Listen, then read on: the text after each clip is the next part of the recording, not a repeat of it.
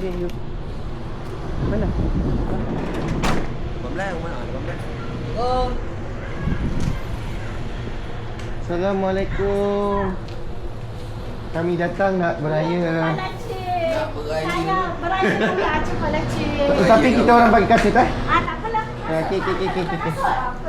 Assalamualaikum. Assalamualaikum.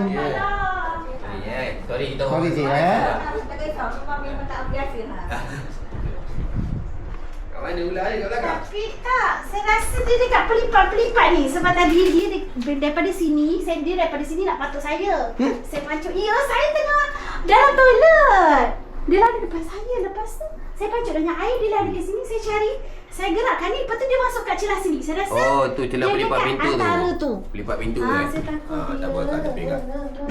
Saya rasa lah. Rasa. Itu tempat terakhir. Betul tak?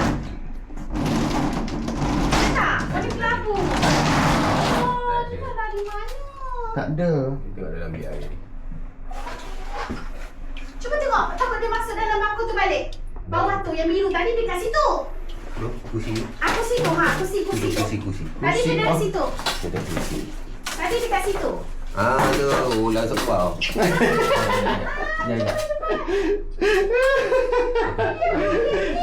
Masuk ke bawah dia nak patuk orang tapi dia tak bisa. Janganlah. Mari penjuru. Kenapa dia boleh patuk Boleh patuk. Tadi dia dah tegak kepala. Apa tu?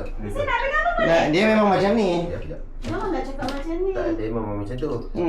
Pernah saya tunggu tau. Tu. Tapi taklah nak ambil gambar. Gigit ambil gambar. Buat dia gigit. Dia memang suka menggigit pun tu. Tak, tapi dia boleh patuk. Dia boleh patuk. Memang dia mematuk. Mana ular semua bisa. Tak ada. Dia Musuh sikit kau tak tau. bisa. Nak tak nampak lah. Pergi je lah dekat sikit. Nampak macam apa? Dia laju sangat. Dah, Mak dah jumpa. Mak kecil. Tak adalah besar. Dia boleh kecilkan badan ke? Tak ada lah. Tengok. Nampak tak? Dia macam sikit.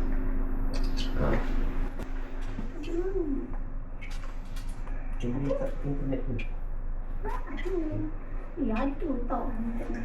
Tak, kamera kat internet tu. Tak ada. Ni dia.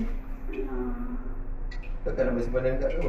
Nak tunjuklah ni. Macam mana tahu? Sekejap.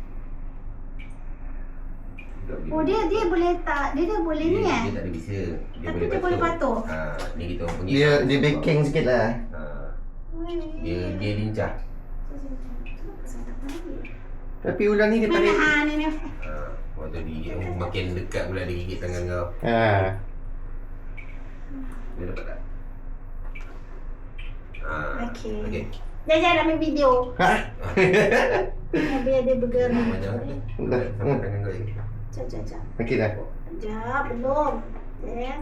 Okey, payah dia. Alright. Thank you. Dia punya 0.1 second tu.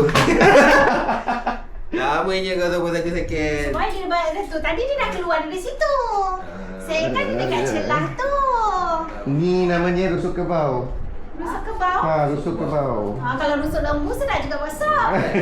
Kebau dia biar sikit lah. Terima kasih banyak. Okey.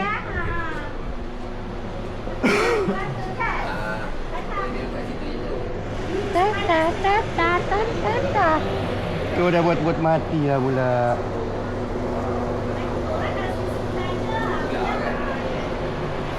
Tutup sikit mulut tu. Tengah-tengah. Okay, go. Terima kasih.